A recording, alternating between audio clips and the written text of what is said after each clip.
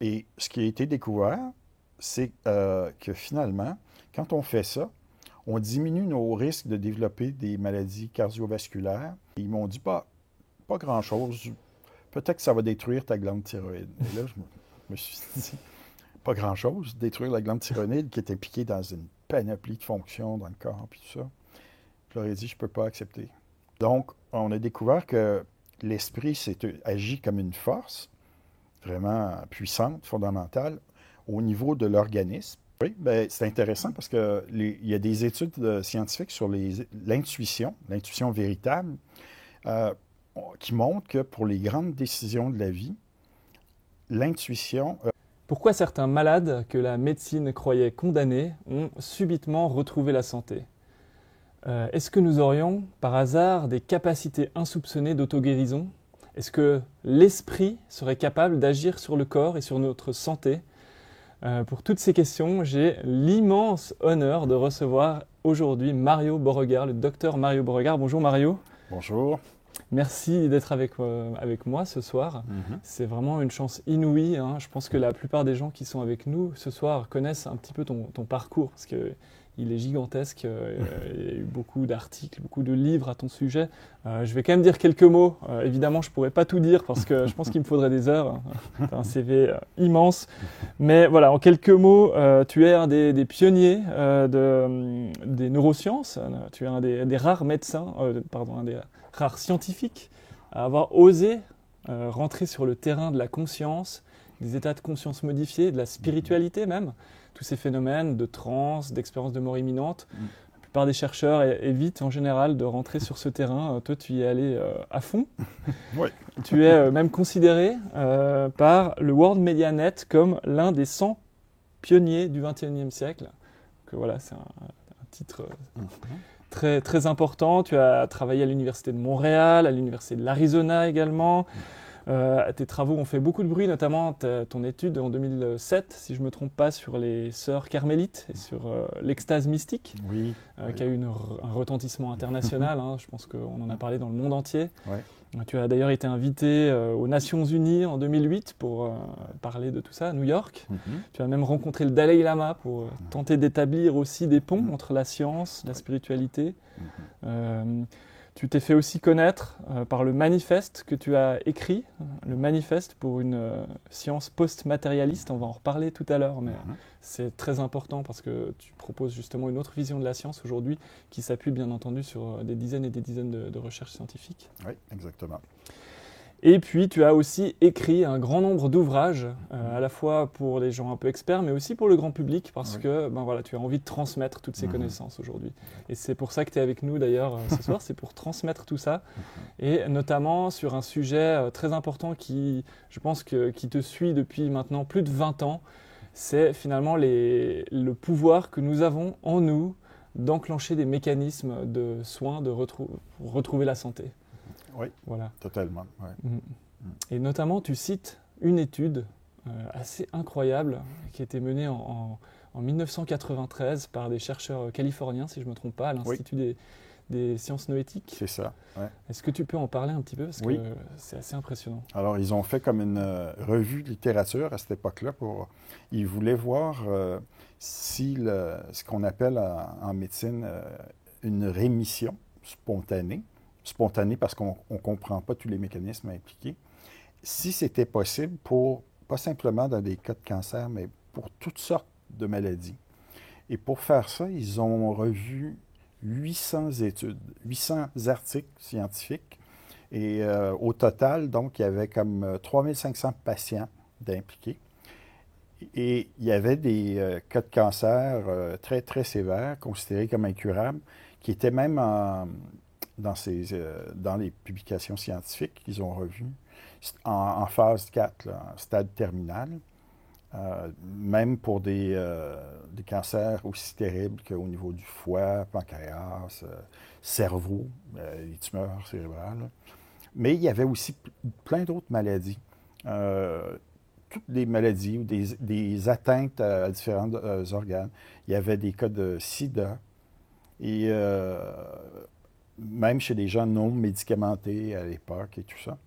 Et ils ont juste voulu faire une démonstration que c'était possible, tout ça.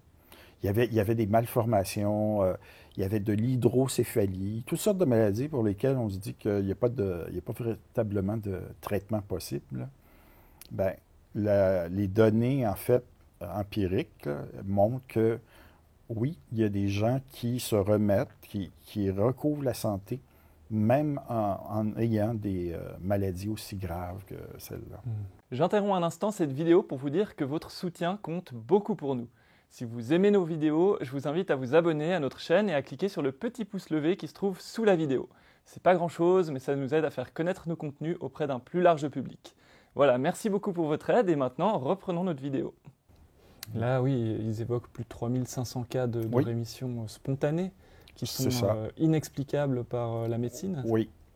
Et ce qui est intéressant aussi, donc ça date il y a plus de 20 ans, il y a eu beaucoup d'autres chercheurs qui ont travaillé sur ces cas de rémission par la suite. Oui, c'est ça, exactement. Et ils se sont rendus compte finalement qu'il y avait des traits communs dans ces différents cas de rémission, c'est ça? Exactement. Il y a un certain nombre de chercheurs qui ont identifié environ une quinzaine de facteurs qu'on appelle aussi des clés essentielles là, pour l'atteinte d'un mieux-être, de la santé, qui ont été étudiées. Et ça touche des différentes dimensions de l'être humain. Donc, il y a le plan physique, biologique, mais il y a aussi l'aspect cognitif au niveau des pensées. Il y a la dimension émotionnelle, évidemment. Il y a l'aspect aussi social, émotionnel.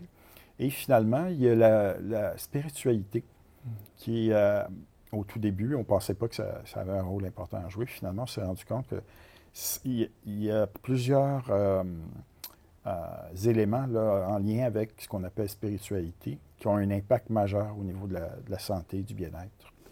C'est intéressant et on va y revenir évidemment. Ce que j'aimerais aussi que tu développes un petit peu, c'est donc, ces clés finalement. Donc toi, tu les as étudiées depuis maintenant plus de 20 ans. C'est un de tes domaines vraiment d'expertise, mais tu n'as pas seulement un regard théorique et scientifique sur le sujet, c'est quelque chose que tu as vécu toi-même de l'intérieur. Tu peux en parler? Oui, brièvement. À deux moments particuliers de ma vie. Donc, plus jeune, moi, on m'avait fait sauter quelques années là, à l'école élémentaire parce qu'on trouvait que je perdais mon temps un peu. Donc, puis moi, je ne voulais pas arriver trop jeune à l'université. Alors, ce que j'ai fait, c'est que j'ai pris une année sabbatique et il y a une amie qui m'a proposé d'aller travailler en Israël dans un hospice pour enfants handicapés. Et on était tous là-bas des bénévoles. On travaillait 6 jours par semaine, puis on avait une journée de congé. Puis on était payé un petit peu, mais c'était surtout du bénévolat au niveau humanitaire. Lorsque je suis arrivé, au bout de quelques jours, je ne m'étais pas trop méfié de l'eau. Donc j'avais pris de l'eau localement, là, sur place. Et je suis tombé sévèrement malade. Puis ça a pris du temps avant qu'on découvre que finalement, j'ai été infecté par un certain nombre d'infections au niveau viral. Et ça a été découvert par la suite à Montréal. Et donc, moi qui étais en parfaite santé, parfaite forme pendant, là j'avais 17 ans à cette époque-là. Et puis du jour au lendemain, l'année suivante, quand je suis revenu au Canada, à un moment donné, je me suis senti perdre toutes mes forces, mes capacités, mon énergie. Je me suis mis à avoir mal partout dans le corps. Même mon cerveau était atteint. J'ai fait ce qu'on appelle une vasculite, donc c'est une inflammation au niveau du cerveau. Et il y a un médecin qui est un spécialiste des maladies infectieuses à Montréal qui a identifié à travers le sang qu'il y avait l'infection virale il y avait 3 virus qui expliquaient les différents symptômes, finalement. Mais ce qu'il me dit, c'est que avec l'intensité de ce qui avait été mesuré au niveau du sang, de l'atteinte, les gens qui vivaient ça soit décédaient ou devenaient handicapés à vie. Ils se remettaient jamais de ça. Et moi, c'est pas ce qui est arrivé. C'est-à-dire que moi, je me suis relevé de ça, mais ça a pris des années. Sauf que je suis revenu en très, très grande forme. Et j'ai expérimenté ça pendant des années, mais j'avais 19 ans au début, puis ça a duré pendant une partie de la vingtaine. Donc, ça a été long de remonter. Mais j'ai réalisé, en m'intéressant le phénomène de comment on peut rétablir une santé, comment atteindre un état de mieux-être, j'ai découvert que j'avais fait plein de choses qui ont été rapportées par la suite dans la littérature. C'est ce qu'on a appelé les facteurs ou des clés essentielles là, de la santé, du mieux-être. Et c'est a posteriori, finalement, en étudiant les recherches, que tu t'es rendu compte que tu avais mis en place de façon inconsciente plein d'éléments qui ont permis, finalement, ce rétablissement. La médecine officielle, elle n'avait rien à m'offrir de toute façon. Ils ne savaient pas quoi faire avec ça, donc ils ne pouvaient pas vraiment aider. Mais ce que j'ai fait, c'est associé à plusieurs des clés essentielles, finalement. Ça, c'est un premier événement. Ça a été toute une expérience, là. Ça a duré pendant des années. Mais j'ai réussi à tout récupérer au niveau de la santé, puis à garder une énergie énorme. C'est comme si je m'étais préservé pendant ma vingtaine, finalement. Puis je peux te dire qu'aujourd'hui, je suis rendu dans la soixantaine, puis j'ai plus d'énergie qu'à la fin de la vingtaine. Et il y a eu un deuxième événement. Oui, ça, c'était 15 années après. Et là, c'est une question c'est un cancer, ce qu'on appelle un lymphome cutané. Mon père avait la même chose. Et moi, il me l'a transmis génétiquement. Et ça, les médecins, il y a des spécialistes à l'Université McGill qui nous ont examinés, puis ils ont fait des prises de sang, tout ça. Ils savaient quel gène était impliqué là-dedans. Et mon père, lui, c'était un lymphome, mais ça s'est transformé sous une autre forme de cancer plus virulent qu'on appelle un mélanome, puis il en est décédé. Mais il avait 75 ans, puis il n'était pas à la même étape de sa vie, alors que moi, j'étais fin trentaine, début 40 ans. J'avais beaucoup de projets à venir. J'étais motivé à vivre, alors que mon père, lui, n'avait plus vraiment le goût de vivre. Et il s'est comme laissé aller, puis les tumeurs se sont emparées de lui, puis il est décédé au bout de quelques mois. Mais moi, ce qu'on m'a proposé, du point de vue de la médecine, c'était de faire de la chimiothérapie pour empêcher le développement des métastases, finalement, partout dans le corps. Et là, on pouvait voir au niveau de la peau, il y avait beaucoup d'inflammation, il y avait des plaques qu'on pouvait identifier, tout ça. Donc, puis la crainte des médecins, c'est qu'éventuellement, ça se transforme, ça circule au niveau du système lymphatique. Pour ça, on appelle ça un lymphome. Et ça contribue à développer des tumeurs cancéreuses dans l'organisme. Et donc, ils m'ont dit, on va te faire de la chimiothérapie pour empêcher de te rendre à ce... Là, on était dans les premiers stades. Mais je leur ai demandé, mais ça va avoir quoi comme effet secondaire, là, ce que vous proposez comme chimiothérapie? Et ils m'ont dit, pas grand-chose. Peut-être que ça va détruire ta glande thyroïde. Et là, je me suis dit, pas grand-chose, détruire la glande thyroïde qui est impliquée dans une panoplie de fonctions dans le corps, puis tout ça. Je leur ai dit, je ne peux pas accepter. Et là, ils n'en revenaient pas parce que là, ils me disaient, ouais, un gars qui a étudié à l'université pendant, 10 ans, 12 ans, puis il refuse la médecine.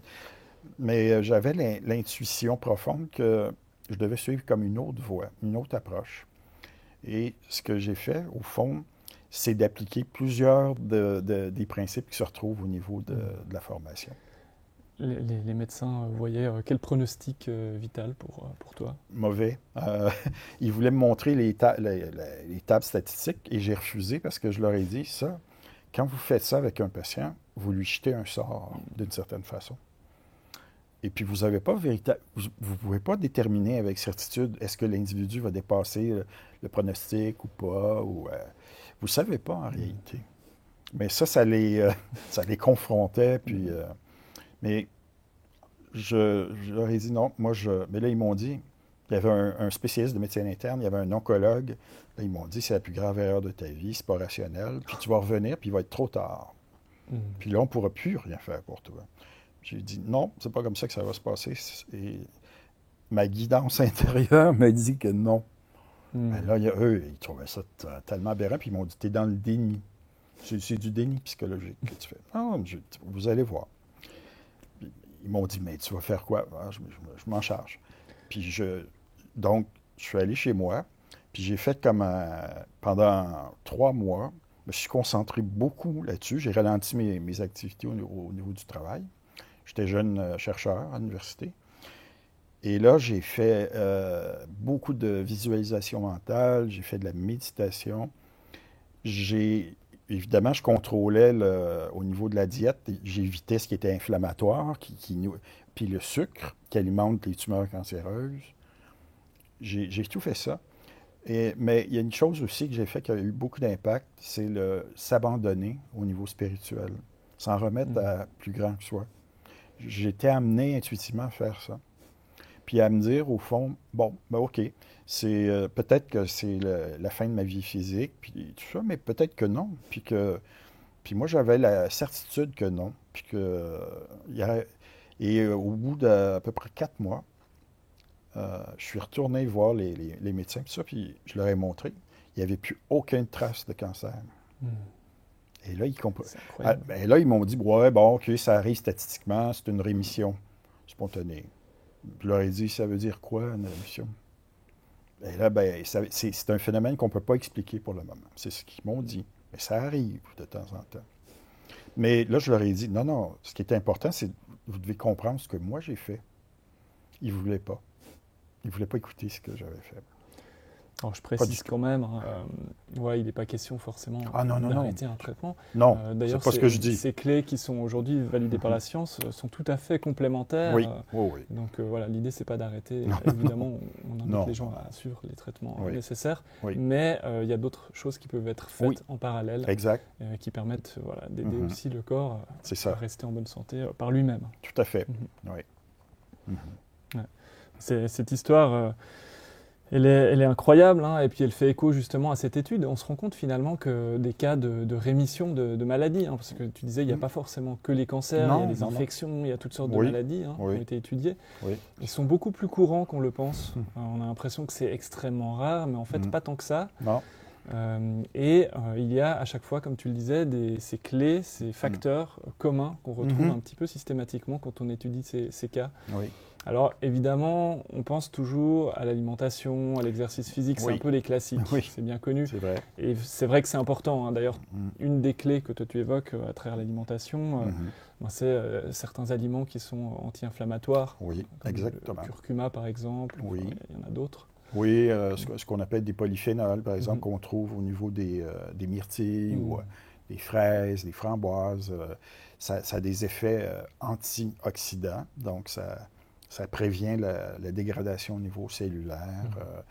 Il y a les acides gras, les bons acides gras, comme les oméga 3, par exemple, qu'on trouve au niveau des poissons gras. Donc ça aussi, ça a un bon impact. Alors tout ça, c'est relativement connu quand on s'intéresse vraiment au sujet. Par contre, il y en a d'autres qui sont beaucoup plus surprenants, qui ne sont pas liés forcément à la biologie ou à la physiologie de l'humain, mais plutôt à l'esprit, voire, tu le disais même, à la spiritualité. Oui. Si on veut, il y a un facteur qui est l'espoir. L'espoir, c'est un phénomène psychologique, mais ça joue un rôle énorme aussi dans le processus de rémission, de récupération. On peut retrouver la santé. Ça a été étudié par un certain nombre séparément, de médecins, chercheurs, chirurgiens dans certains cas, et ils ont comme identifié, après l'étude de l'Institut des sciences neuroéthiques, donc ça a comme éveillé les gens à la possibilité de qu'est-ce qui se passe, qu'est-ce qu'ils ont en commun, les gens qui vivent ce qu'on appelle des rémissions. Alors, indépendamment, il y a différents médecins-chercheurs qui se sont mis à faire des recherches à ce niveau-là. Et c'est ça qu'on appelle maintenant les facteurs ou les clés essentielles au niveau de la santé et du bien-être et de la rémission. Et puis, l'espoir, ça a été identifié au début par Dr. Bernie Siegel, qui était un chirurgien, il est retraité. Il a 92 ans, mais il est en parfaite santé. Il applique ses propres principes. Et il a découvert que c'est ça, les gens qui avaient encore de l'espoir et qui avaient des rêves, par exemple, qui se raccrochaient à...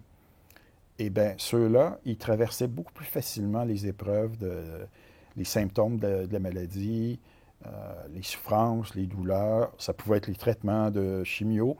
Dans son cas, il intervenait de façon chirurgicale pour enlever les tumeurs.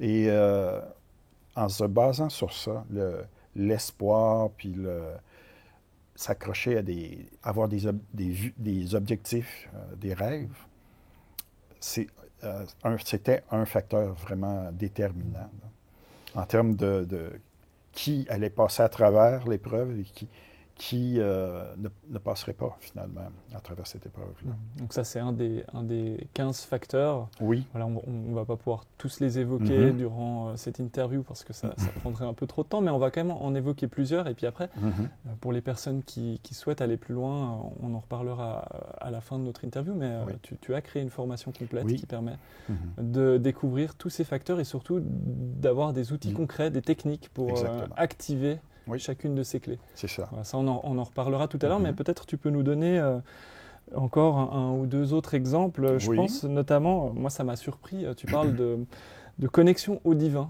Oui. Qu'est-ce que tu entends par là et comment ça peut agir finalement sur l'état de santé? Oui.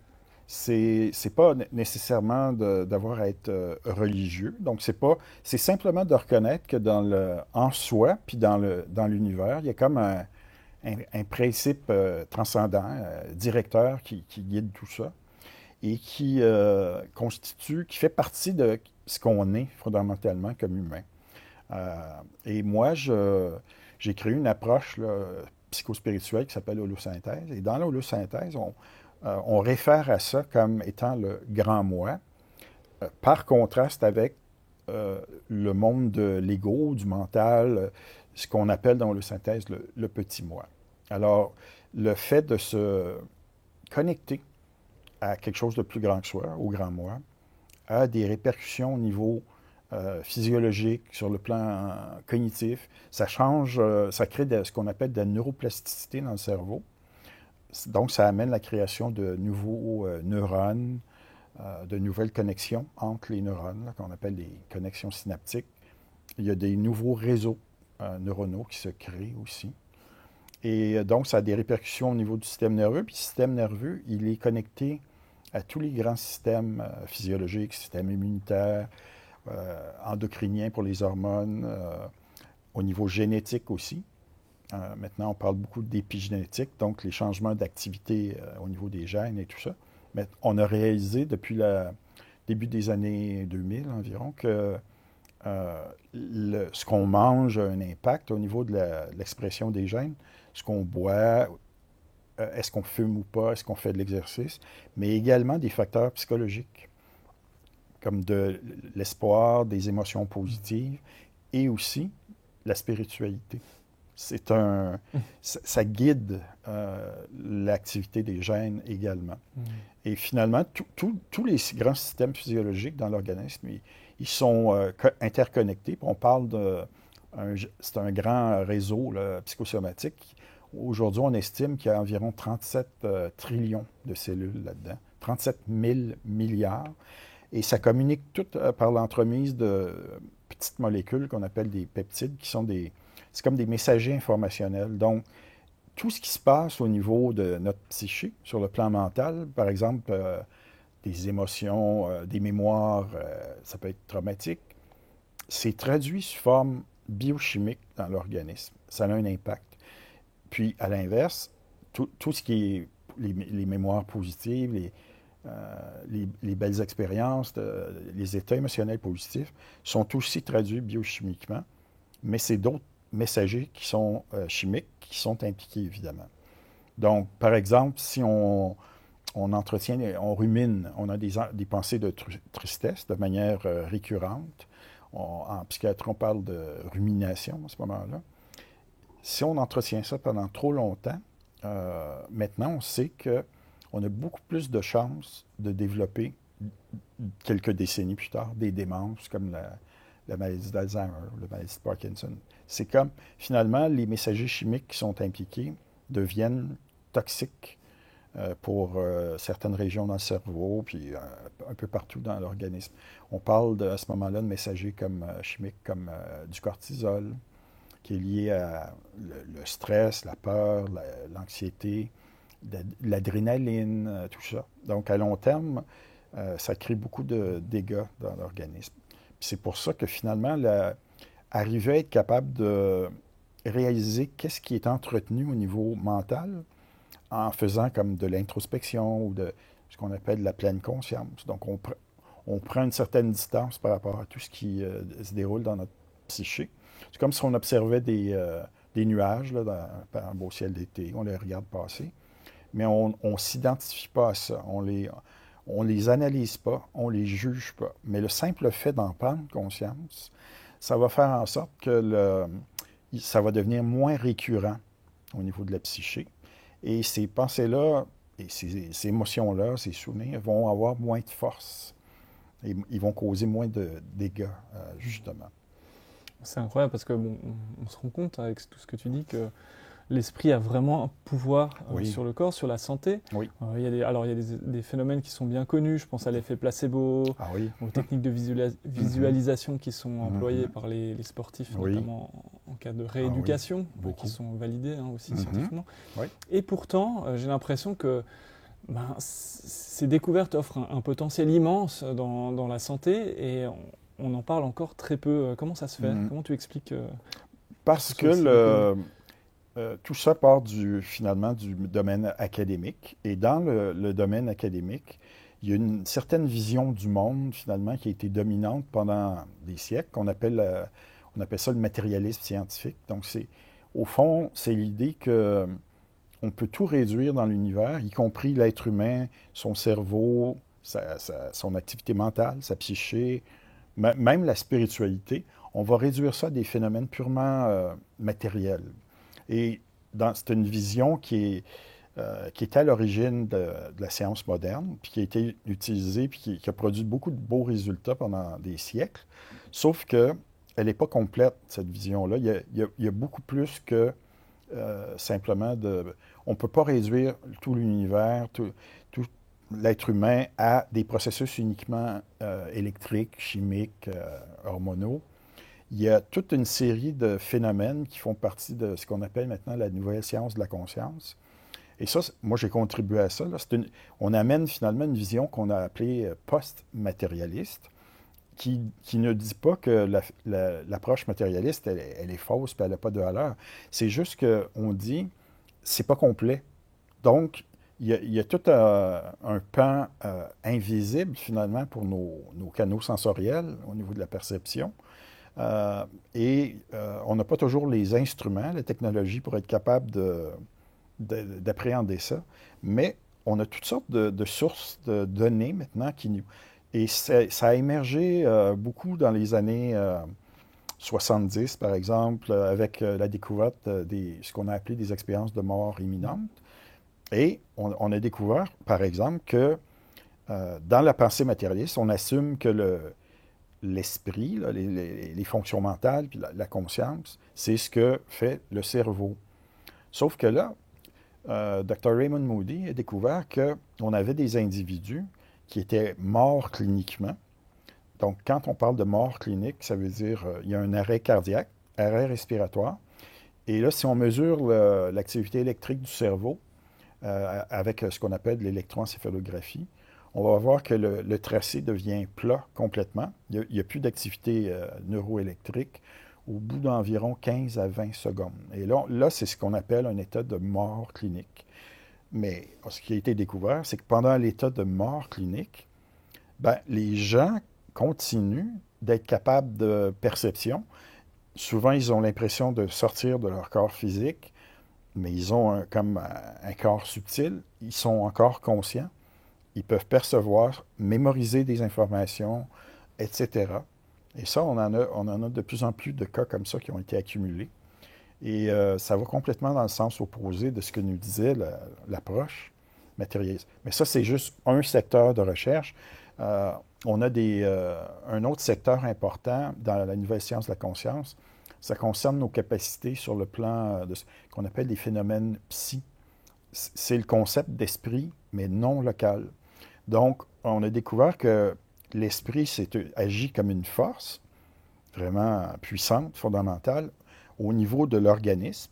C'est une action qui est psychosomatique. Au niveau du cerveau, comme je le mentionnais tantôt. Donc, nos pensées sont converties en processus électriques et chimiques hormonaux dans le corps, mais sont traduits. Alors, tout ce qui surgit au niveau de l'espace mental, même non conscient, est traduit continuellement. Donc, a un impact énorme. Mais ça, c'est une action locale de l'esprit, de la conscience.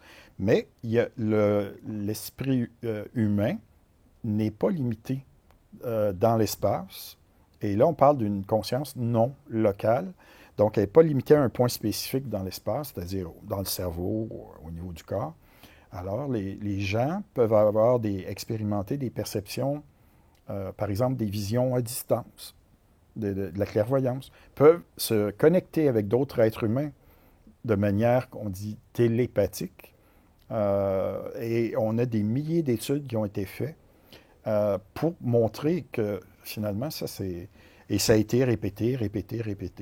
Et donc, pour revenir à ta question du départ, pourquoi ça tarde à devenir dominant dans le milieu académique?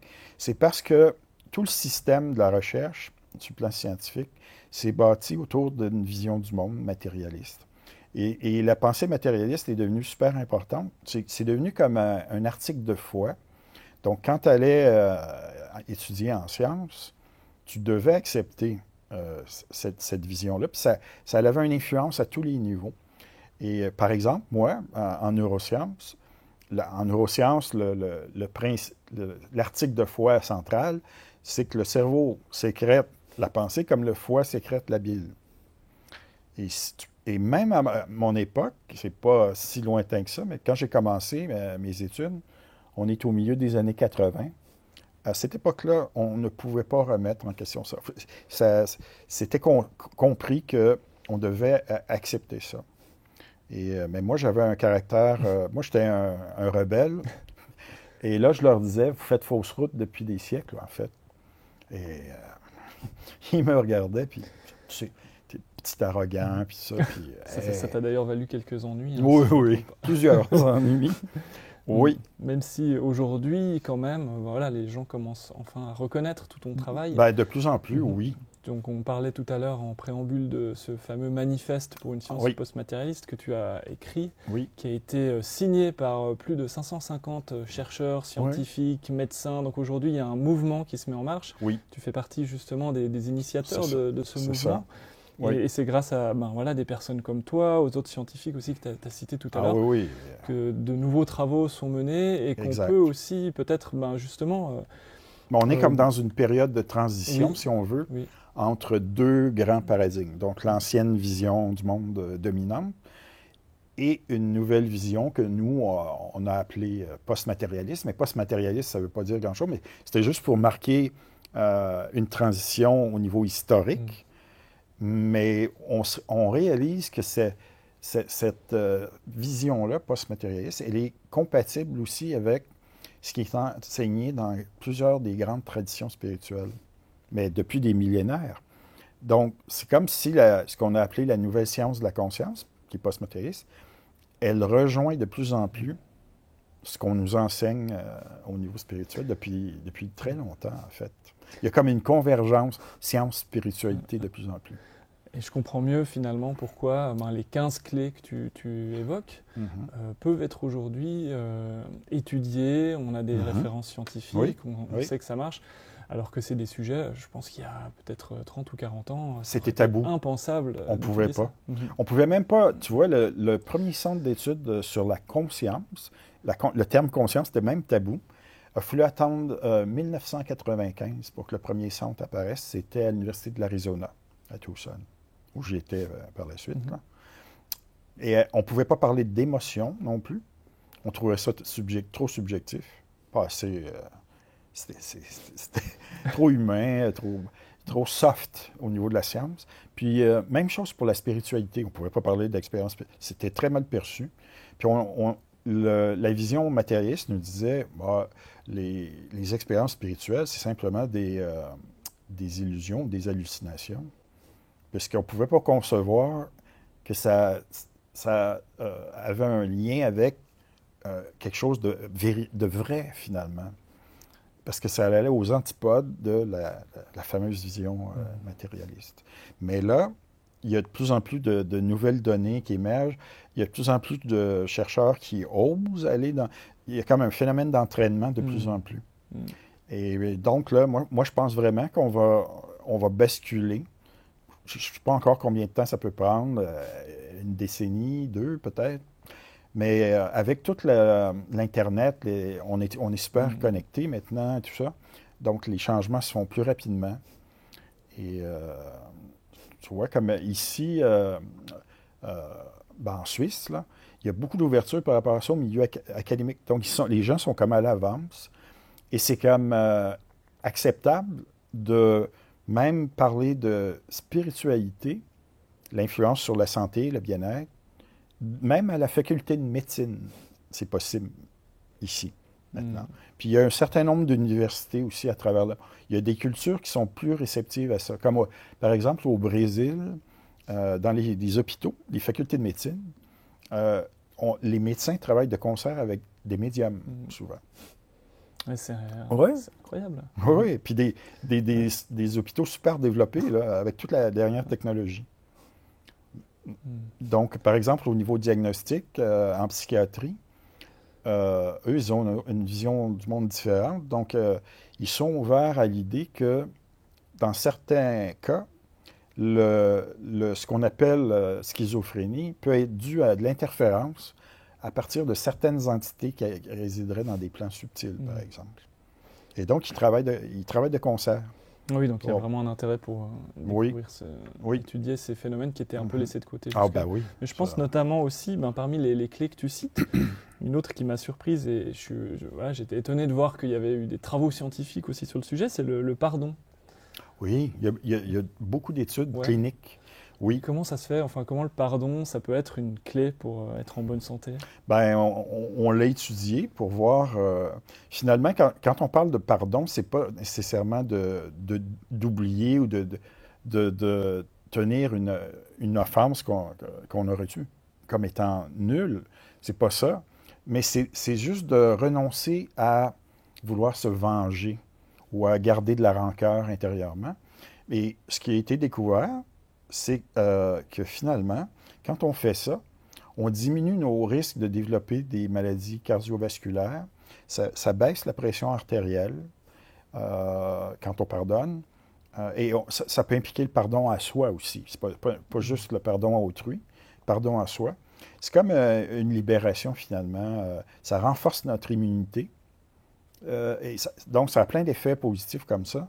Alors que le ressentiment, lui, si on veut rester dans le ressentiment, on a tous les effets opposés. Donc, ça fait augmenter notre tension artérielle. Donc, on augmente nos risques de développer des maladies cardiovasculaires. On a plus de chances de développer des cancers de différents types, etc. On est plus susceptible aux infections et tout ça. Ouais, c'est impressionnant. Et dans oui. la formation, tu évoques aussi les croyances limitantes.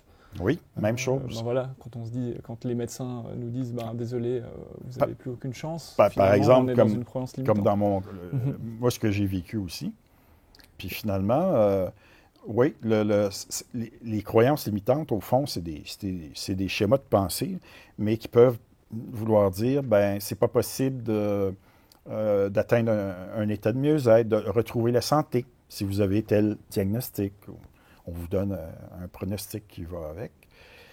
Mais il faut vraiment être prudent par rapport à ça parce que, par exemple, au niveau de la médecine, les médecins ils ne savent pas toujours, c'est difficile de déterminer avec certitude qu'est-ce qui va arriver dans le futur, puis c'est multifactoriel. Donc, ça dépend aussi de qu'est-ce que le patient qu'est-ce qu'il va faire, comment il va penser, est-ce qu'il va faire des changements dans son mode de vie, etc.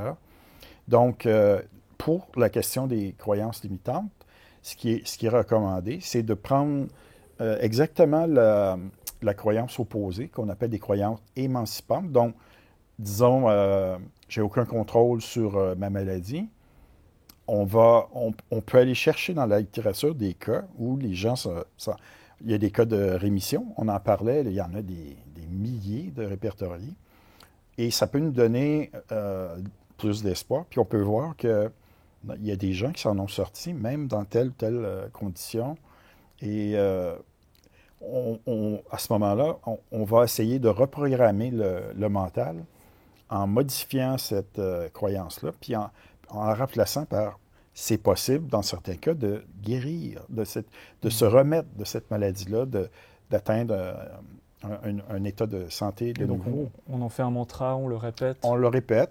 Et souvent, pour être capable de faire en sorte que ça s'installe de façon permanente, les experts, justement, en neuroplasticité vont nous dire, on a besoin de faire ça pendant, mettons, on dit souvent 3 semaines, 21 jours, parce que le principe de répétition, c'est un des principes fondamentaux de la neuroplasticité. Donc, il n'y a pas juste les gens qui sont dans le domaine de la croissance personnelle qui disent ça, mais également les gens qui travaillent en neuroplasticité. Ouais. Ça prend un certain temps pour être capable de reprogrammer finalement nos croyances. On t'entend comme ça paraît presque trop beau pour être vrai. On se dit, mais c'est trop simple, il suffit pas de faire ça. Enfin, c'est vraiment efficace quoi, d'appliquer ces différents je l'ai fait moi-même à 2 reprises dans ma vie. Puis j'étais comme tenu pour... j'étais comme perdu pour les médecins. Puis, au contraire, ça a un impact énorme.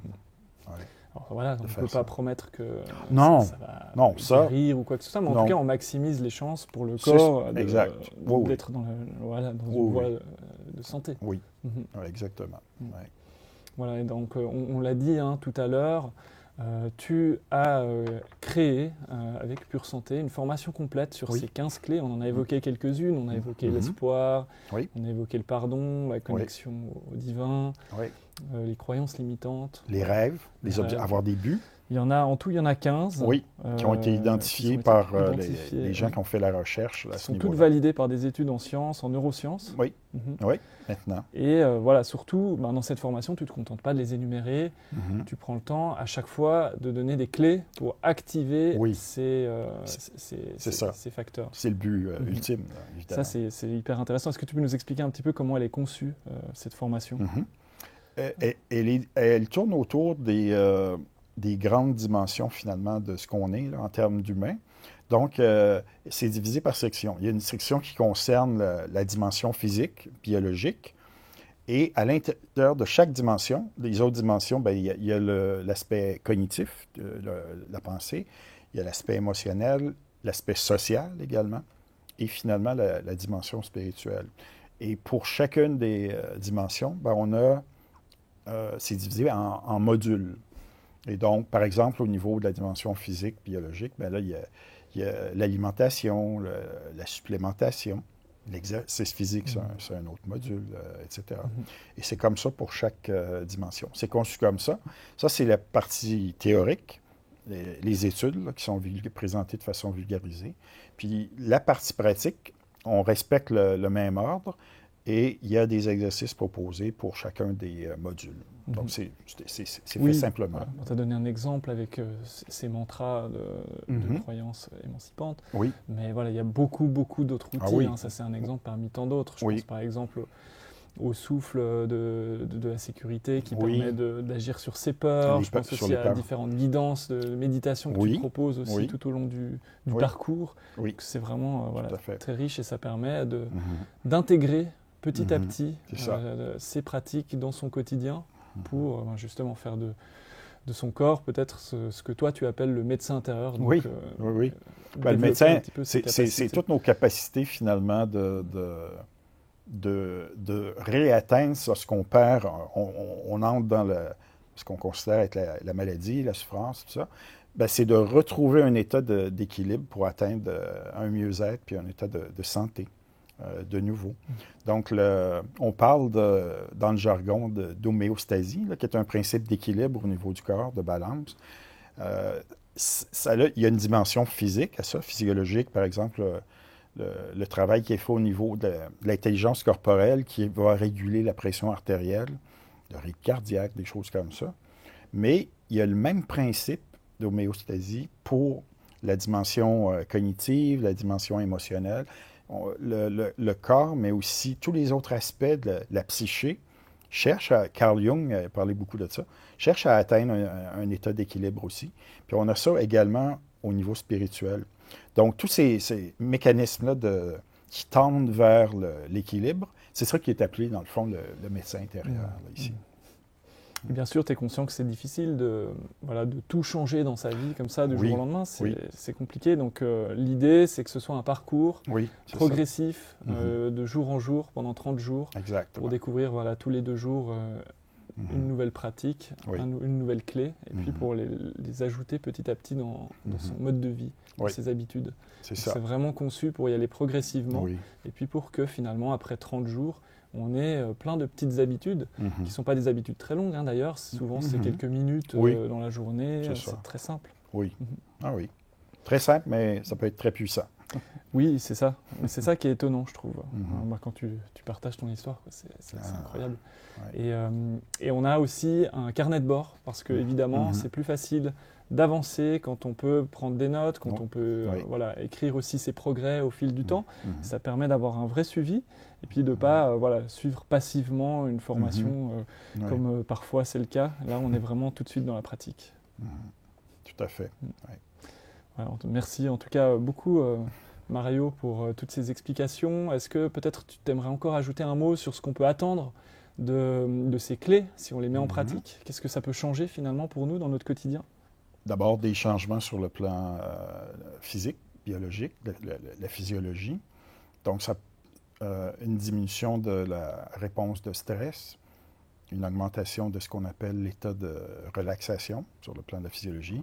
Et ça aide beaucoup le système immunitaire, par exemple, à être plus efficace. Ça amène ce qu'on appelle des changements neuroplastiques dans le cerveau positif. Donc, ça peut permettre la création de nouvelles cellules nerveuses, les neurones, nouveaux contacts entre les neurones et tout ça. Sur le plan psychologique, une baisse du niveau d'anxiété et aussi une baisse en termes de symptômes dépressifs, la déprime par exemple. Et ça aide à normaliser la pression artérielle par exemple. Donc une baisse ou une hausse, dépendamment dans quelle situation on se trouve. Ça a un impact aussi sur le plan biologique au niveau de l'expression des gènes. Donc, ce que ça fait, c'est que ça diminue l'activité des gènes qui sont impliqués dans les processus inflammatoires. Ça stimule l'activité des gènes impliqués dans le processus immunitaire pour nous défendre contre des infections, etc. Sur le plan psychologique aussi, ça aide au niveau des processus cognitifs. Donc, ça favorise les différentes formes d'attention, de mémoire, la clarté au niveau de nos perceptions, tout ça. Et ça amène aussi plus de connexion sur le plan de notre essence intérieure, sur le plan spirituel. Sentiment d'être mieux connecté à ce niveau-là aussi. Et tout ça, ça fait aussi que on a envie de entreprendre des relations interpersonnelles, là, sur le plan social, qui sont plus authentiques, plus profondes. Donc, ça a des impacts potentiellement au niveau de toutes les dimensions de ce qu'on est comme être humain. Oui, on agit vraiment sur tous les niveaux. Donc, si je comprends bien, c'est à la fois très utile pour stimuler, activer tous les processus qui permettent de retrouver la santé quand on est malade, mais c'est surtout très important au quotidien pour le bien-être, pour peut-être rester en bonne santé quand on l'est déjà aussi. Oui, donc on peut pratiquer tout ça, ces clés-là, les techniques qui sont associées, même quand on est en bonne santé, dans un but de prévention. Alors, on dit toujours que prévenir vaut mieux que guérir. Alors, ça peut être fait exactement dans cette optique-là aussi.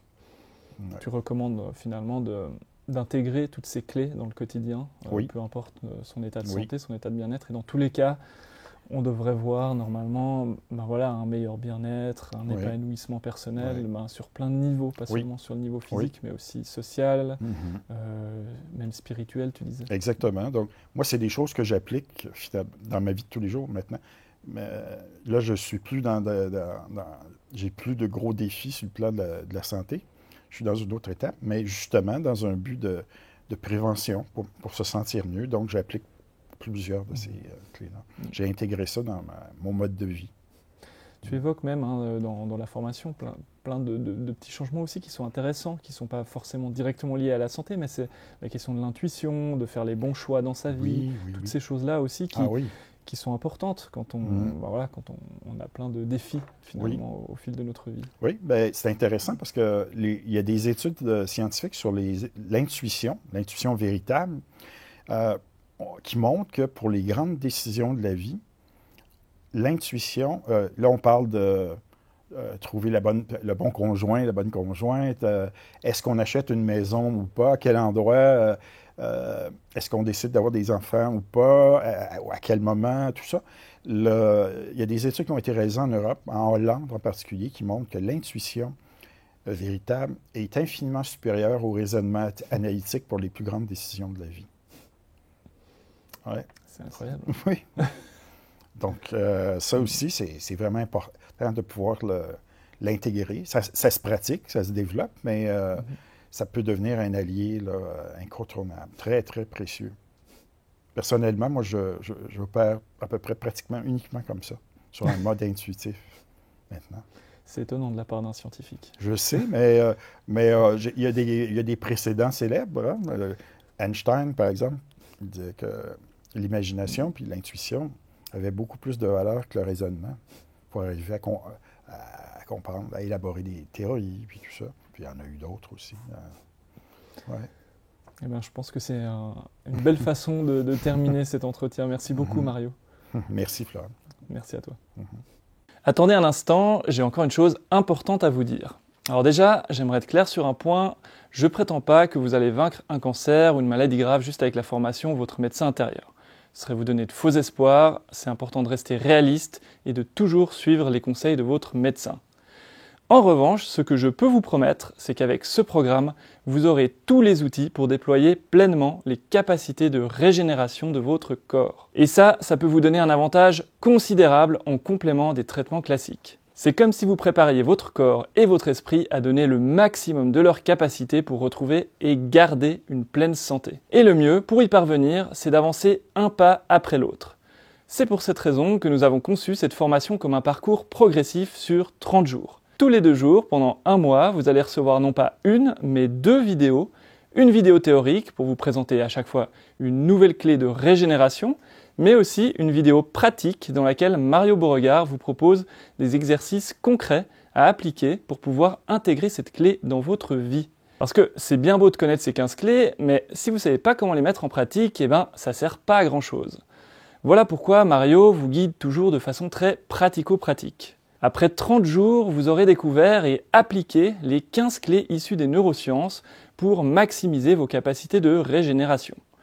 Vous verrez, ce sont des petites choses à intégrer dans votre quotidien, rien de bien compliqué, et pourtant, au bout de 30 jours, ces petits changements mis bout à bout peuvent faire toute la différence. Rassurez-vous, vous pouvez bien sûr avancer à votre rythme et revenir sur les vidéos quand vous voulez. L'idée, c'est de pouvoir mettre en place de nouvelles habitudes dans votre vie de tous les jours sur le long terme. Pour vous accompagner, nous avons encore une surprise. Vous recevrez aussi un carnet de bord au format électronique de plus de 60 pages. Ce carnet de bord, imprimez-le et gardez-le précieusement. C'est lui qui vous permettra de noter vos progrès au fil des jours et d'intégrer concrètement ces 15 clés dans votre quotidien. Et bien sûr, comme toujours chez Pure Santé, vous disposez d'une garantie de 15 jours pour découvrir le programme, le tester sur vous et voir si ça vous convient. Pendant ces 15 jours, un simple message à notre service client et on vous rembourse sans poser la moindre question. Même si on est convaincu de la puissance de ce programme, on comprend tout à fait que ça ne convienne pas à tout le monde. Voilà, je crois que je vous ai tout dit. Si vous voulez en savoir plus, vous retrouverez toutes les informations sur le programme Votre médecin intérieur de Mario Beauregard sous cette vidéo, ainsi que le lien pour la rejoindre. Maintenant, vous n'avez plus qu'à vous lancer. Merci de nous avoir regardés et à très bientôt.